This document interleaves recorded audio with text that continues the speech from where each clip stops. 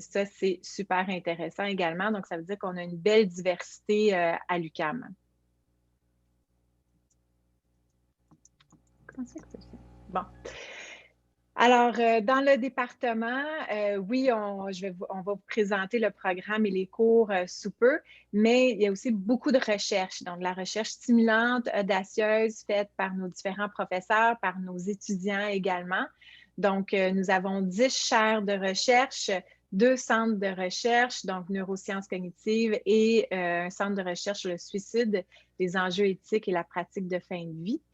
Et le programme, ben, pas le programme, mais le département, grosso modo, par année, on reçoit un 4 millions de dollars de subventions.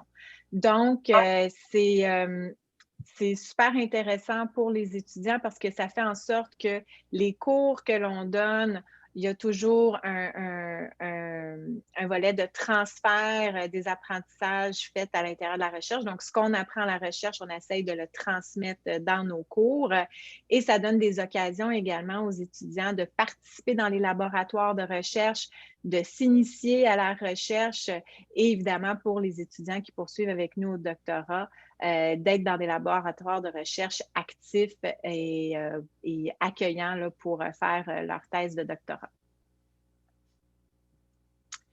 Donc, le département de psychologie de l'UQAM, c'est quoi? C'est qui? Donc, on a Marc-Simon Drouin qui est à la direction du département. Donc, c'est notre directeur de département qui est épaulé par Julie Ménard, qui est notre directrice adjointe. Donc, il y a ensuite la direction de l'unité de programme au premier cycle, donc avec Julie comme directrice adjointe et moi-même comme directrice. Nous avons ensuite, au niveau des cycles supérieurs, on a Nathalie Poirier qui est directrice au diplôme d'études supérieures spécialisées et nous avons Hassan El-Balbaki qui est à la direction des études de cycle supérieur, donc doctorat, qui est épaulée par Diane Marcotte, directrice adjointe. Donc, maintenant, je passe la parole à Marie-Hélène, je pense, qui va nous présenter une partie du programme de baccalauréat. Bon. En fait, là, on va parler plus des admissions du programme. Donc, c'est sûrement une préoccupation là, pour ceux qui écoutent. Il est clair que je vais donner beaucoup d'informations. Ça semble un peu peut-être trop pour une première approche. Là. Si toutefois vous avez des questions par la suite, peut-être écrire au programme. À ce moment-là, je vous l'envoie par écrit. Donc, j'ai sorti les grands points parce que les étudiants, parfois, pensent qu'on doit répondre à toutes les bases d'admission, alors que, bon, selon votre provenance, vos études, vous allez être recruté, c'est ça, sur la base qui vous favorise le plus. Donc, le registrariat étudie toutes les bases possibles pour chaque candidature. Alors, voilà. Je ne sais pas si vous voyez ici, il y a les bases du diplôme d'études collégiales, la cote R de 25 et plus. Ensuite, bon, écoutez, il y a quand même 2 cours imposés, c'est-à-dire le cours de biologie humaine et les cours de statistique, ou on appelle plutôt les cours de métaux quantitatives dans le diplôme d'études collégiales. Donc, métaux quantitatives 1 et 2, calcul intégral aussi peut en faire partie, et algèbre linéaire. Ensuite, la base d'études universitaires, qui est de 3,15. Donc, c'est sûr que 3,15, c'est la plus basse code Z pour quelqu'un qui arrive d'études universitaires sur 10 cours.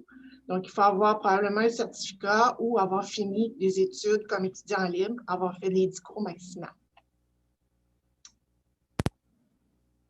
Ensuite, la base d'expérience. Base d'expérience, aucune expérience est requise. Alors, c'est clair que vous n'avez pas besoin d'envoyer votre CV. C'est selon votre date de naissance. Donc, il faut 21 ans et plus. Et à ce moment-là, vous allez être convoqué à un test d'admission. Alors, le test d'admission est géré par le service de l'admission au registrariat. À ce moment-là, les étudiants sont convoqués pendant l'été pour entrer à l'automne. Donc, vous imaginez bien que cette base n'est pas disponible pour l'hiver qui s'en vient, parce que ces tests sont aménagés seulement à l'automne. Bon, aussi les bases d'études de l'étranger, c'est la même chose. Cependant, quelqu'un qui aurait fait 13 années hors Québec, là, dans un autre pays, avec 75%, il pourrait aussi entrer sur cette base-là. Donc, on demande à ce moment-là 11,88 sur 20. Alors, ça, c'est pour les étudiants étrangers. Bon, écoutez, il y a pas mal de détails. Je ne sais pas si oui, c'est ça, on va s'en aller vers le certificat et la formation complémentaire, exactement. Donc, voilà. Alors, le certificat, pour rentrer au certificat, c'est sûr que ça prend au moins 5 cours universitaires ou encore rentrer sur la base du diplôme d'études collégiales avec la quotaire toujours de 25 et plus. À ce moment-là, on ne demande pas les cours de métaux quantitative et biologie. Voilà. Voilà. Ce programme, en fait, constitué de 10 cours, dont le Psy 4000. Pourquoi on en parle? Parce que c'est le seul obligatoire parmi les cours qui font partie du certificat. Donc, pour le reste, on peut choisir. Il y a aussi des profils suggérés, bien que le diplôme s'intitule bien Certificat en psychologie. Ensuite, vous avez possibilité d'une formation complémentaire ou une majeure éventuelle parce que pour l'instant, il n'y a pas de majeure. C'est un projet que nous voyons venir peut-être d'ici 1 à 2 ans. Maintenant, on a ces 42 crédits pour le moment et ça s'adresse seulement aux étudiants qui ont déjà un baccalauréat dans n'importe quel, comment je pourrais dire, n'importe quel autre programme, peu importe. Alors, ça peut être en administration, en biologie, peu importe. Alors, quelqu'un qui a un baccalauréat et qui a au moins une codizette de 3,2 et plus pourra envisager d'entrer à notre programme et faire seulement les 14 cours requis par l'OPQ. Cette grille, on a une grille aménagée pour ça, donc les étudiants ont des choix de cours aussi à faire selon une grille spécifique qui est installée sur notre site au département.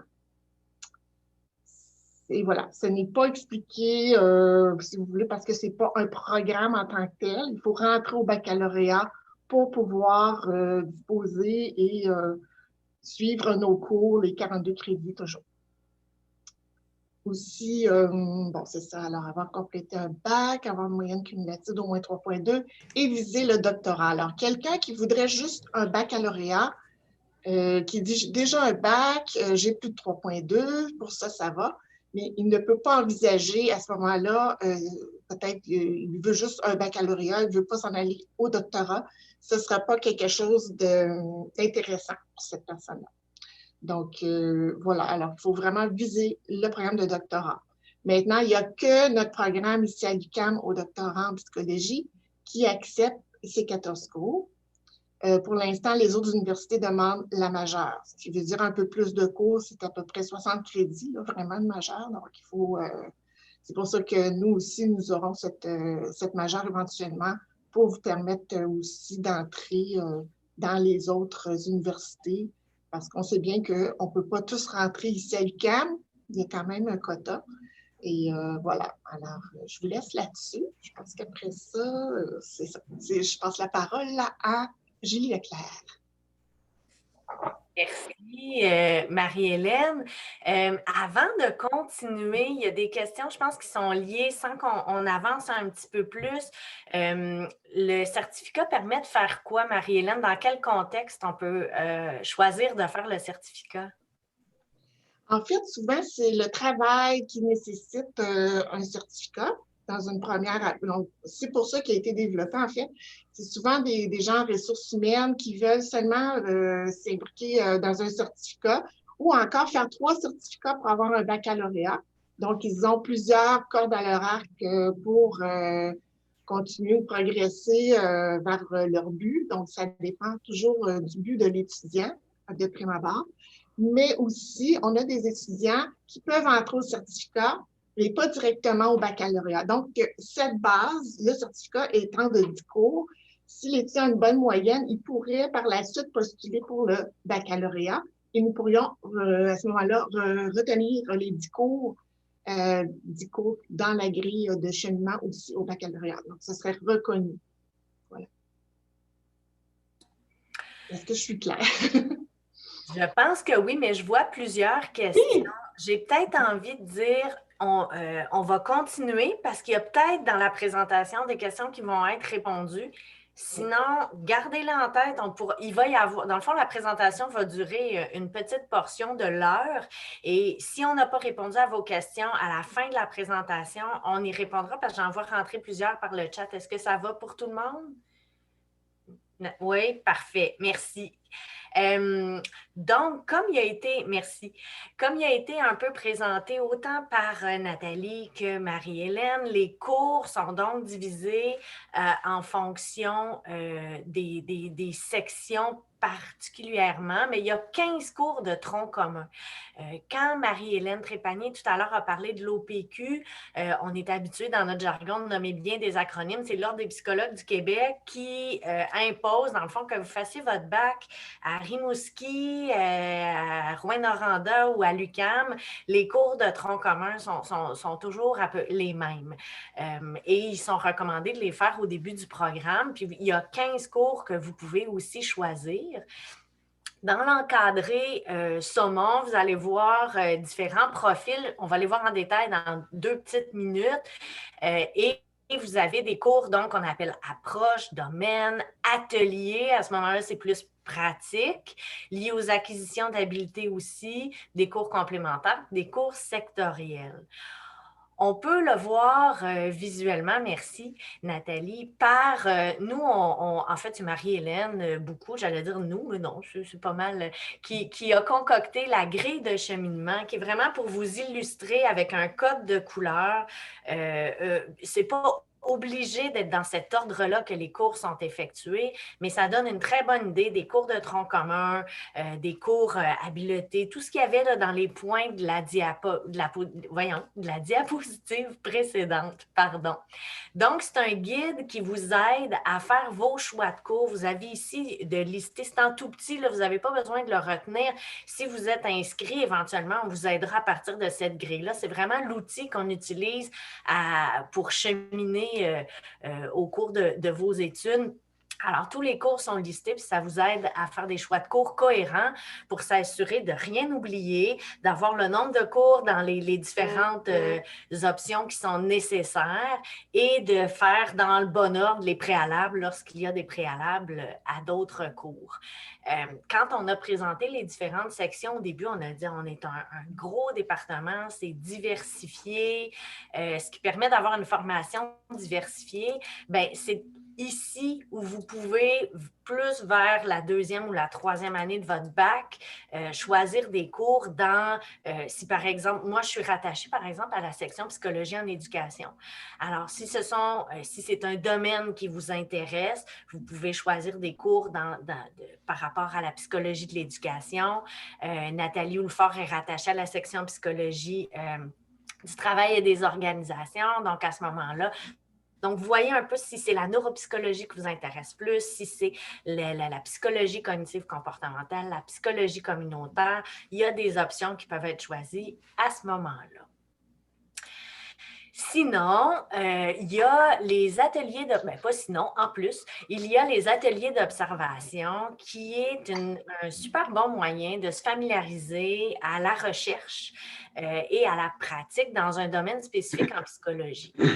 Ce que c'est, dans le fond, c'est l'atelier d'observation, ce sont des crédits qui sont attribués à du temps où vous vous impliquez dans un laboratoire de recherche. Donc, vous assistez aux séminaires. Ça peut être varié en fonction des différents laboratoires. Ça peut être d'assister à des conférences, d'assister aux laboratoires de recherche. Quand on dit les laboratoires, pour nous, là, il n'y a pas de microscope. C'est vraiment des équipes de recherche qui travaillons sur nos différents projets avec les étudiants au cycle supérieur. Et là, il y a toutes sortes d'échanges sur le cheminement à la recherche. Puis des fois, il y a des tâches aussi très pratico-pratiques, aider aux entretiens téléphoniques pour la participation éventuellement à un projet de recherche, faire de l'entrée de données. Il y a toutes sortes de tâches qui peuvent être attribuées à l'atelier d'observation. Ça, c'est l'atelier d'observation, un petit peu plus pour la recherche. Sinon, encore plus, pour les gens qui sont vraiment attirés par la recherche, il y a le profil Honors. On parle souvent de la thèse d'honneur, mais dans le fond, c'est d'avoir francisé le profil Honors, mais qu'on appelle dans le fond la thèse de spécialisation. C'est la même chose. C'est aussi d'être intégré à un laboratoire de recherche, donc associé à un professeur, chercheur, pour réaliser un projet de recherche en dedans d'un an, sur 2 semestres. Donc, souvent, ça peut être d'utiliser des données qui ont déjà été collectées, mais d'avoir son propre projet, donc de cheminer dans le processus scientifique, de penser à un objectif de recherche, de faire les analyses, d'écrire le projet pour arriver au point qui est la rédaction d'une thèse de spécialisation. Et vous avez accès à un cours de technique d'analyse avancée. Donc, c'est un cours qui est offert habituellement aux étudiants au cycle supérieur, mais que vous pouvez et devez en fait suivre lorsque vous faites le profil Honors.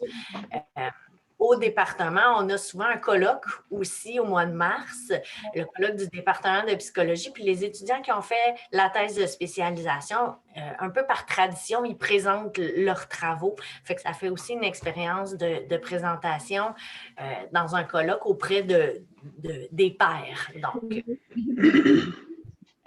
merci. L'autre profil, c'est tout nouveau. Ça nous distingue vraiment. Je pense que ça a déjà été mentionné.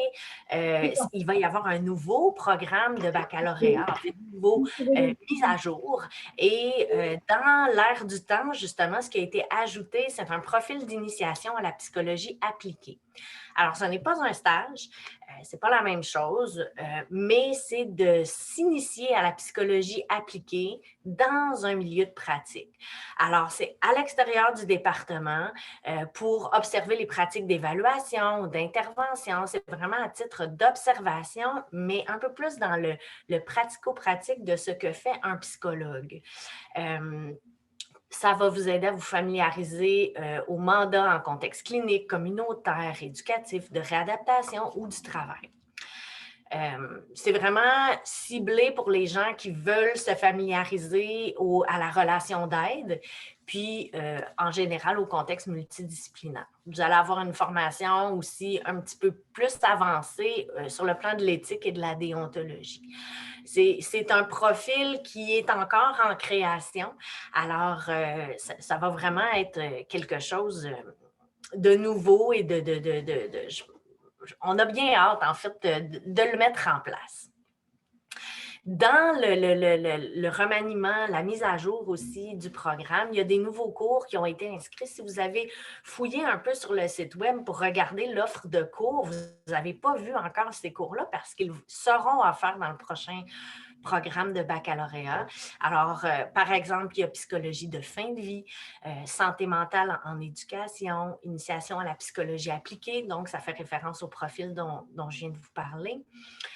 Psychologie des relations humains-animaux, psychologie positive, santé psychologique en milieu de travail. Il y en a d'autres. On a ressorti ceux qui nous apparaissent probablement qu'on anticipe comme étant un petit peu plus populaires parce que ce sont des thèmes très arrimés à l'actualité, mais il va y avoir d'autres cours aussi. Et sinon, c'est sûr que ça vous fait beaucoup de renseignements ce matin, mais sachez, gardez en tête à quelque part que ce n'est pas exclusif à l'UQAM, ceci dit, mais vous avez un très bon soutien de notre part. Si vous souhaitez un jour faire un ou 2 semestres à l'étranger, donc en programme d'échange. Vous restez inscrit à l'UQAM, mais il y a la possibilité d'aller faire 1 ou 2 semestres en psychologie à l'extérieur du pays. On aura le temps d'en reparler en temps et lieu et surtout lorsque l'on pourra voyager de nouveau plus librement. Mais sachez que c'est une opportunité qui s'offre à vous. J'ai mis un petit point juste avant sur la reconnaissance des acquis. Je ne veux pas m'étendre là-dessus ici parce que ça ne concerne pas nécessairement tout le monde. Mais sachez simplement, gardez en tête aussi, si vous avez fait des cours qui s'apparentent à ce qui est offert dans le baccalauréat en psychologie, si vous avez fait des cours ailleurs, dans une autre université, par exemple, il y a un processus qui est mis en place vraiment pour reconnaître ces cours-là, mais une fois que vous êtes inscrit. Donc, ça aussi, c'est vraiment les possibilités à garder en tête lorsque vous serez inscrit officiellement pour regarder ce qui vous concerne davantage. J'ai oublié, c'est moi aussi qui présente ça, je vais comme conclure ma partie. Les services qui sont offerts aux étudiants. En fait, il y a les services de la vie étudiante que vous pouvez aller consulter sur le site Internet de l'UQAM. Ça, c'est offert vraiment à tous les étudiants de l'UQAM. Il y a vraiment un éventail de services. Puis ce qui est particulier, propre en fait aux étudiants en psychologie, qui sont, tous les prochains points sont concentrés au pavillon qui est illustré ici, le pavillon de psychologie qui est, c'est peut-être bon à savoir aussi, le pavillon de psychologie est plus près du campus des sciences. Ceux qui connaissaient un petit peu la géographie de l'UQAM, c'est vraiment littéralement au coin de Sherbrooke, c'est sur Sherbrooke, au coin de Saint-Urbain. Notre beau pavillon aux fenêtres vertes. Métro Place des Arts. Oui, métro Place des Arts. Il faut monter la côte à pied. Merci, Marie-Hélène, effectivement. Donc, vous savez que présentement et pour l'hiver, les cours seront en ligne. Donc, on va beaucoup moins souvent au pavillon, mais on ose croire que ce n'est qu'une situation temporaire. Bref, au pavillon SU, quand vous allez chercher sur Internet, le nom exact du pavillon, c'est le pavillon Adrien Pinard. Puis l'acronyme, il y a bien des acronymes, c'est le pavillon SU. Donc, il y a l'association étudiante, la GIPSI, les étudiants vont probablement en parler tout de suite après moi. Il y a une salle informatique où il y a des postes de travail qui sont disponibles. Il y a une testothèque. En fait, ça le dit un peu, c'est l'équivalent d'une bibliothèque, mais pour les tests psychométriques en psychologie qui peuvent être accessibles pour consultation. Il y a un café étudiant, le café Humanité. Il y a le CARF et le CAREN, ce sont deux acronymes pour des regroupements d'étudiants qui offrent différents services. Et en bas de la côte, donc plus près du métro Place des Arts comme tel, il y a la bibliothèque aussi des sciences, puis il y a la bibliothèque générale au campus central. Mais ça, c'est tous des renseignements que vous pouvez trouver sur le site web. Merci.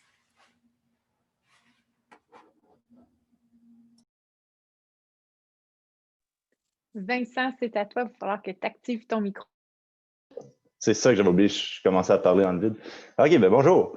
Je vais vous raconter un peu mon parcours. Moi, j'étais à la place de probablement nombreux d'entre vous il n'y a pas si longtemps.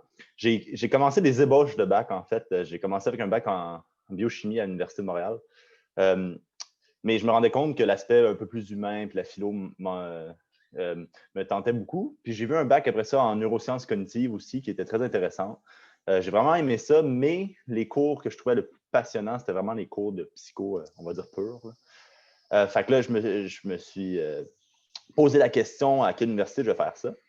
Et finalement, j'ai décidé de prendre l'UQAM pour plusieurs raisons. Premièrement, comme ça a été énoncé plus tôt, il y a une diversité d'approche. La diversité d'approche, c'est vraiment quelque chose qui est venu me chercher moi personnellement. Là, je voulais un peu toucher à tout. Alors, la diversité d'approche puis de cours faisait que je penchais déjà plus pour l'UQAM. En plus, ça, c'est plus de manière générale à l'UQAM, il y a un processus plus démocratique que dans certaines autres universités où est-ce que les plans de cours sont votés en fait avec les professeurs. Dans le fond, on a un peu plus de contrôle sur la pondération des cours, comment on veut gérer les examens, etc.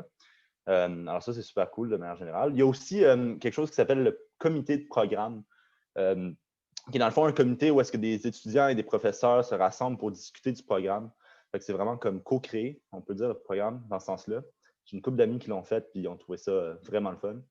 Puis finalement, la localisation géographique, comme on disait, en temps de COVID, c'est peut-être un peu moins pertinent, mais d'habitude, c'est super cool d'être au centre-ville de Montréal, d'avoir des restos, des bibliothèques, des bars, tout le kit, des salles de musique. Moi, je trouve ça super le fun. Je sortais souvent après mes cours avec d'autres étudiants et étudiantes, puis prendre des thés et des affaires. C'est super le fun. Puis, fait que ça, c'est pour la raison pourquoi j'ai pris l'UQAM. Après ça, j'ai fait mon bac. Je suis rendu à faire une thèse d'honneur, comme on discutait avant aussi. Je fais une thèse d'honneur, dans le fond, qui porte sur le vécu de jeunes qui ont décroché et raccroché de l'école secondaire à multiples reprises. Et là, mes ambitions futures, ben, dans le fond, ça serait d'accéder au doctorat et d'enseigner. Je veux vraiment faire de la psychothérapie et enseigner au cégep ou en quelque part d'autre. Fait que ça, c'est deux possibilités qui sont vraiment intéressantes. Mais j'ai aussi mis en bas et intervention dans la mesure où je voulais que les gens sachent qu'avec un bac en psycho, il n'y a pas juste la psychothérapie, il n'y a pas juste le doctorat. J'ai beaucoup d'amis qui travaillent dans différents jobs en intervention avec un bac. Et fait que je pensais que c'était important de le noter. Et ensuite, au côté parascolaire, justement, moi, j'ai fait partie de l'association étudiante, surtout pendant ma première année. C'est le fun parce que déjà, tu rencontres plein de gens, fait que ça, c'est super cool. En plus, tu participes encore une fois à l'espèce de processus démocratique duquel je parlais, puis il y a comme un petit sentiment de communauté qui se crée, puis tu as l'impression d'être engagé, fait que ça, c'est cool. Et moi qui aimais vraiment faire de la musique, ben, j'ai participé au comité du Psycho Show, qui est un comité de l'association étudiante. Et dans le fond, j'ai coordonné la création d'un spectacle au complet pendant une année. Ça a été mon bébé pendant toute ma première année de bac, puis c'était super cool. Le Psycho Show, pour vous mettre un peu l'eau à la bouche, c'est dans le fond un grand spectacle départemental de variété où il y a autant des étudiants de bac que des doctorants et des profs et du personnel du département. Fait que ça, c'est super cool. Ça rend le parcours un peu plus ludique. Ensuite, au niveau du travail, des expériences de bénévolat, comme je disais, il y a beaucoup de travail qui peuvent être faits simplement avec un bac, dans le sens que moi, je travaille en ce moment au centre de recherche du CHUM en psychiatrie et toxicomanie. Fait que l'été passé, j'ai pu aller dans des centres d'injection supervisés parce qu'on faisait un projet de recherche sur la consommation d'héroïne et la dépression. J'ai pu aller à Québec, à Trois-Rivières, mener des entrevues. Ça a été super cool. Et étant donné que plus tard, j'aimerais en fait travailler en soins palliatifs ou en fin de vie et faire mes études doctorales dans ce domaine-là, ben, j'ai voulu tenter l'expérience avec un peu de bénévolat. Et donc, j'ai appelé la Société des soins palliatifs à Montréal, à domicile à Montréal, qui est une société qui s'occupe de faire en sorte que les gens peuvent mourir chez eux, puis vivre leur fin de vie chez eux.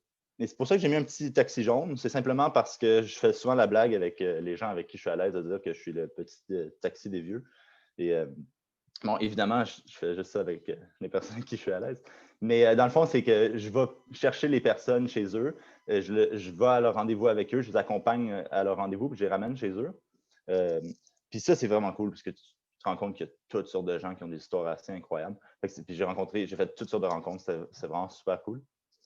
Et finalement, j'ai mis tout le reste de la santé mentale parce qu'il n'y a pas juste l'école dans la vie non plus. Et ça, c'est important de le noter. Puis on est très sensibilisé à la santé mentale, évidemment, en psychologie.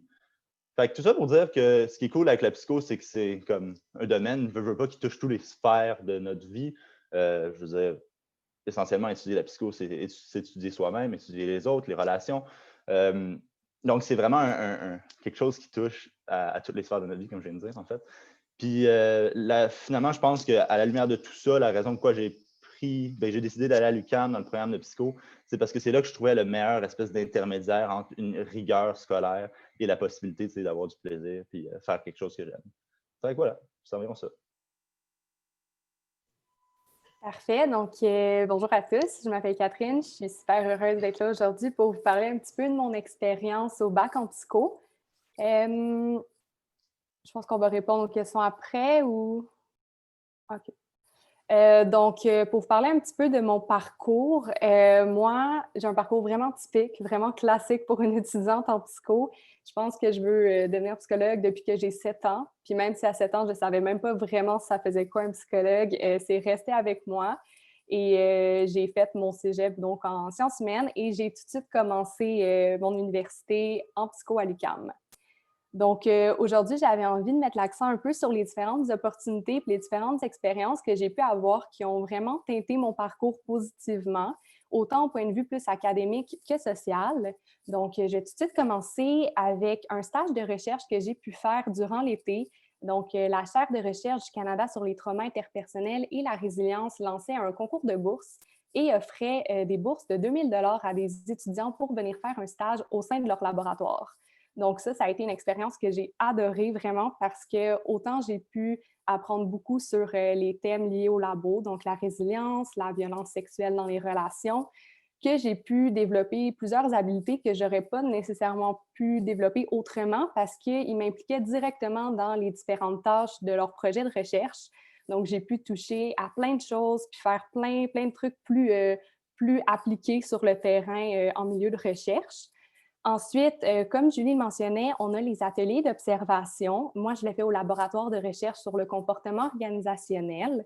Je trouve que ça, c'est une expérience vraiment chouette, puis une opportunité vraiment chouette qu'on a ici à l'UQAM parce que la majorité de nos cours, la majorité des cours en psychologie, sont super théoriques. C'est des cours vraiment magistraux, ce qui est correct, c'est intéressant en soi, mais c'est vraiment le fun aussi d'avoir un volet plus pratique sur le terrain qui nous permet de mettre en application ce qu'on apprend, puis de développer d'autres choses aussi. Donc, ça aussi, ça a été quelque chose que j'ai beaucoup aimé. Là. Je suis en train de le faire en ce moment, puis je peux participer à plusieurs tâches en lien avec les projets en cours. Puis finalement, il y a la thèse de spécialisation. Moi aussi, je suis en train de la faire cette année. Je travaille sur les thèmes de la résilience, de la passion au travail et de la conciliation travail-famille. Donc, encore une fois, c'est une opportunité que je trouve intéressante à avoir parce que autant on peut travailler sur des sujets qui nous intéressent directement, mais aussi ça nous permet de comprendre un peu qu'est-ce que ça peut représenter un doctorat en psychologie, même si c'est à plus petite échelle. Ça permet de déjà savoir un petit peu est-ce que j'ai envie de continuer dans cette direction-là, est-ce que je me vois faire ça dans les prochaines années de ma vie ou au contraire, peut-être que ça fait réaliser « Ah non, moi, ce volet-là de la psycho, c'est pas fait pour moi ».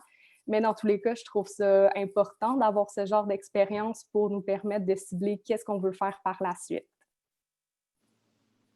Ensuite, j'avais vraiment envie de parler du volet vie étudiante parce que je pense que c'est un point fort. En tout cas, ça a été un point fort de mon expérience à l'université.